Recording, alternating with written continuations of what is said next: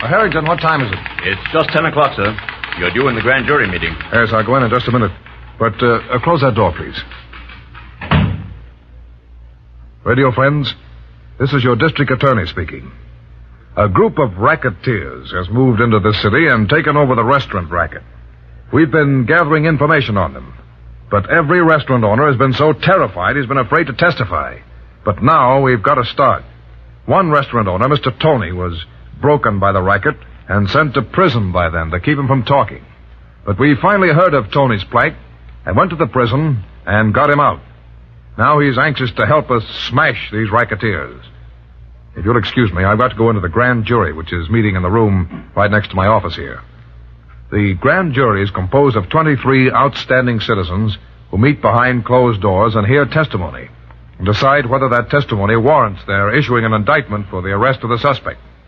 What goes on inside the grand jury is strictly private, but I do want you to hear this one. Excuse me while I go in. Well, I seem very regrettable. Good evening, gentlemen. Mr. District Attorney, we've just been going over this information you've gathered about the restaurant racketeers. You say here that Mr. Tony is willing to work closely with you. Mr. Tony will tell me everything he knows. Well, do you consider his life will be endangered by doing so? Not at all. And we've sent his family away to a little cottage down south. No one but my immediate staff and myself knows where they are. We even changed Tony's own personal appearance, and I doubt if even his own wife could recognize him now. We've done everything possible to protect Mr. Tony and his family from the racketeers. Who's that? The Ohio kid. Come in. You're late. Hurry up. I couldn't get here before, Duke. What are you sore about? Sit down. Want some peanuts? Ah. What took you so long? I had a date with a girlfriend. You're playing around with that dame too much. Now listen, kid, you got a job to do. Well, name it. You know Tony, that restaurant owner we had sent away? Sure, he's safe. You had him put in solitary so he couldn't talk, didn't you? Yeah, but he ain't there now. What do you mean he ain't there now? Well, he put up some song and dance that he was a murderer. They kept him in solitary, but a member of the prison commission was going through the prison and heard about him yelling that he wanted to see the DA and confess a murder. This guy made the warden tell the DA, and the DA went down to see Tony. You think Tony sang to the DA? Well, must have told him everything, or why should the DA remove him from the pen? The DA's got Tony out? Yeah, and he's got him hid away. And you gotta find where, kid. Yeah, but can't you give me a steer at least? There's an awful lot of guys in this world, you know. That's your job. What do you think I've been paying you for? For getting guys out of the way, but not finding them in the first place. You do as I tell you, see? Okay. And get him before he spills everything he knows. All right. And another thing. That dame of yours. She knows too much. She's all right. That's what they all think. I tell you she ain't all right. I'm telling you she'd up and quit you for the first good-looking guy that came along. What's the matter with my looks? I'm telling you to watch her. That dame makes any trouble, you're responsible for her, kid. Just remember, if there's any trouble because of her, I'm holding you responsible. You've got a gripe, Duke. Now, don't you worry about me. I've seen too many guys get double-crossed by a dame, and then the whole mob suffers with them. I get rid of her, kid. Maybe. But lay off, Duke. You're just gripey today. She's all right for a while.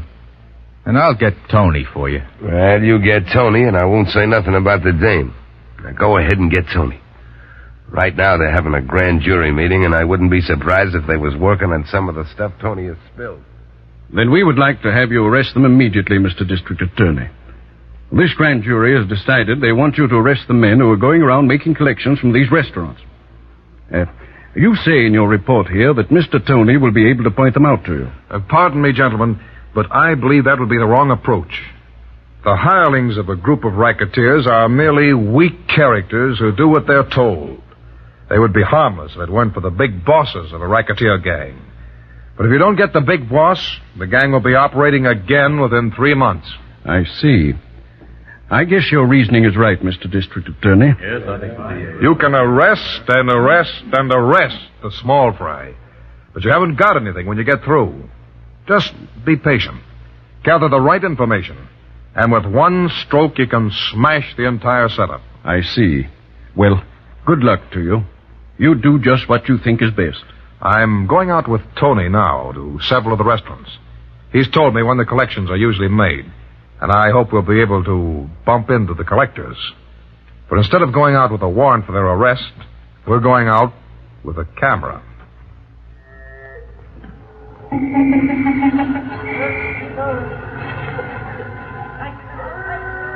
Feel nervous at all, Tony? Oh, no, sir.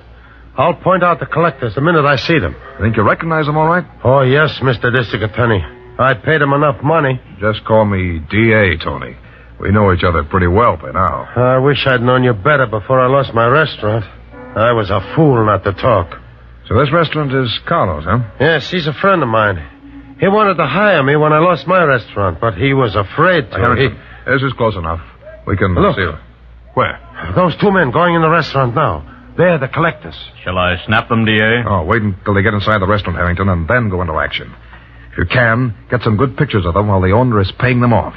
And forget you're one of those camera fiends. Just get as many pictures as you can, in or out of focus. They both carry guns. The heavyset fella hit me over the head with a blackjack one time. Look through this window, Harrington. There's better light. The owner is getting an envelope from the cash register. This'll make a corking picture. Keep snapping, Harrington. Snap all you can. I've got them square in the lens. I'm taking so many it'll almost be like movies. Now, let's get back into the car before they come out. Go on. We'll visit a couple of more restaurants with Tony.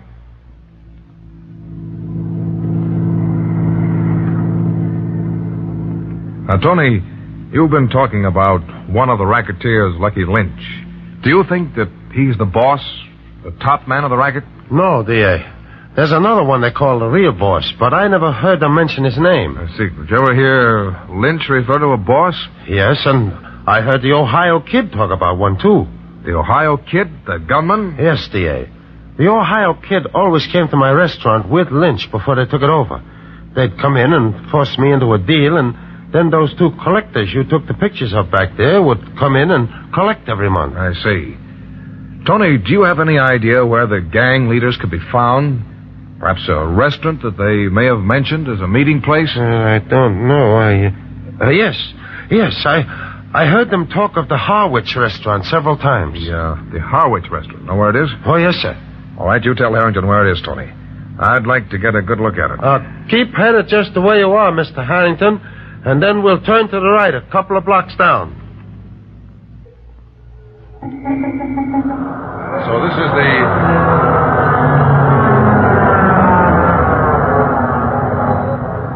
Well, the Harwich restaurant, huh? Harrington, get one of our investigators a job in here as a waiter. Yes, sir. If the racketeers drop in here, we ought to be able to pick up something good. Tony, take a look into that window and see if you can see any of them in there now. Oh, they probably ain't going to... Wait. Yes. Sitting at that table near the bar. The man with the blonde girl. Who are they? Well, that's the Ohio Kid and his girlfriend. Huh? They used to come in my restaurant sometimes. The fellow with the black hair all sleeked down. D.A., the girl's getting ready to leave. Shall I have her trailed? No, not yet. It'll be easy enough to pick her up. I want to have a little talk with the Ohio Kid, though. Oh, don't do it, sir. He'd just as soon kill anybody as not. You go back to the car, Tony, and drive it up to the next corner and wait for us there. Harrington, the kid's alone now. Let's go in and sit down at the table with him. Why don't you go with Tony, D.A., and I'll talk with him and join you in a few minutes. You don't want to bother with the likes of him. I've got a little idea, and I'd like to do it just for the fun of it. And we'll see you later, Tony. Let's go in, Harrington. Yes, sir.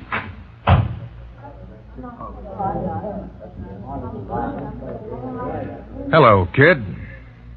Who are you? Mind if we sit down? Go chase yourself. I want to be alone. We'll sit down anyway. Have a seat, Harrington. I told you I want to be alone. I don't know you guys. You'll know us soon enough, kid. Hey, if you guys are coppers, you're wasting your time, see? Don't jump to conclusions, kid. Don't you know it's bad luck to drink alone? Is it? Hey, listen, you. Get out of that chair or I'll blow you out. He's threatening us, Harrington. He wasn't expected from such a well-dressed gentleman. That's a nice flower you're wearing, kid. In about 1 second, you'll get plenty of flowers. What do you want? Kid, this is Inspector Harrington. I'm the district attorney. Does that mean anything to you? Not a thing. You got nothing on me. Of course not, kid. We just saw you here and dropped in to introduce ourselves. What are you drinking? None of your business. I'll discount the remark. Finish that drink, kid. Don't let us stop you. I'm particular who I drink with. I said finish that drink. What's this all about, D.A.? I said pick up that glass and drink. Okay. You don't have to get nasty. Now, you satisfied? That's all, kid. Now beat it. You can't tell me what to do. I said beat it. I'll give you just 5 seconds. Okay. But I'll be seeing you again, D.A. He never said a truer thing in his life. For a while, I didn't get what you were up to, D.A. Oh, so you caught on? Well, the kid didn't. Harrington, wrap the kid's glass in a napkin and put it in your pocket. I was watching how he held it. There ought to be some good fingerprints on this. We'll go back and have the prints checked. I have a feeling we'll find the kid has quite a history back of him. Hello, Mr. Harwich. Lillian. How about a little kiss? Came as soon as I could. I told the Ohio kid I had some shopping to do. So I left him at the table, walked around the block, and came in the back door. I know. I was watching you. How could you see? Say, I don't manage this restaurant for nothing. Mm-hmm. Lots of times I like to sit in my office here and see what's going on with the diners. Now, look. See this piece of frosted glass? Yeah? I scraped a little off so I could sit here and see what's going on outside. And you saw me having dinner with a kid. Yeah, and I saw plenty of other things, too. Say, you're pretty smart. That's why I like you so much, Mr. Harwich. Yeah? Suppose the kid finds out. Our lives wouldn't be worth 2 cents, Lillian. I can handle him. Well, perhaps you won't have to much longer. You know what happened after you left that table? How could I? 2 men came over and sat down with him. Who were they? The district attorney and one of his assistants. Did the kid know who they were? I think so. They talked a few minutes, then the kid got up and left. But that isn't half of it. After he left, the district attorney and his assistant picked up the glass the kid had been drinking from. I don't get it. Why did they do that? Fingerprints. Oh. See, they'll check and know who he is quick enough. I'll go and tell him. Oh, wait a minute. Remember, your boyfriend and his racketeers have been bleeding this restaurant. Oh. And I happen to be a restaurant man. Yeah, but they're apt to catch him now and send him to the chair. Suppose they do. He deserves it. Oh, I can't let him do that. Now, look, you said you were kind of stuck on me, didn't you? Oh, I am, Mr. Harwich. Honest, I am. Well? Well, what? Why go and tell the kid about the district attorney getting his fingerprints? Oh. You know, if the kid found out you kind of liked me, he'd kill you. Perhaps me, too. Yeah. And if I didn't say anything... Well, he may get what's coming to him. Yeah. Well, okay. You coming up to see me tomorrow? Well, I don't think I ought to take a chance to go to your place, Lillian. Suppose the kid found out. Oh, he won't, I promise. Bring up some other girl with you or something. Well, We've never had a chance to sit down and talk as 2 human beings. I've just seen you in the restaurant here, and we don't dare go to any place together because the kid might find out and do something. well, if you think it's all right, I'll come up. Please. Come up tomorrow afternoon. All right, if you say so. I'll see the kid doesn't know a thing about it. And Mr. Harwich, Yeah? I won't say anything about what you just told me. Thanks, Lillian. I'll be seeing you tomorrow. There are thousands and thousands of men in this country today who have been crushed by the rackets. There are thousands of homes which have been broken, thousands of men and women who have been killed or injured for life. Organized crime is responsible for more deaths and more money losses than a great war between nations. Each year in this country alone, the crime bill exceeds $15 billion, more than $115 for every man, woman, and child in the United States. The names of all characters in Mr. District Attorney are, for obvious reasons, fictitious. Mr. District Attorney, dramatized by Phillips H. Lord, will be with you again Monday. This is the National Broadcasting Company, RCA Building, Radio City, New York.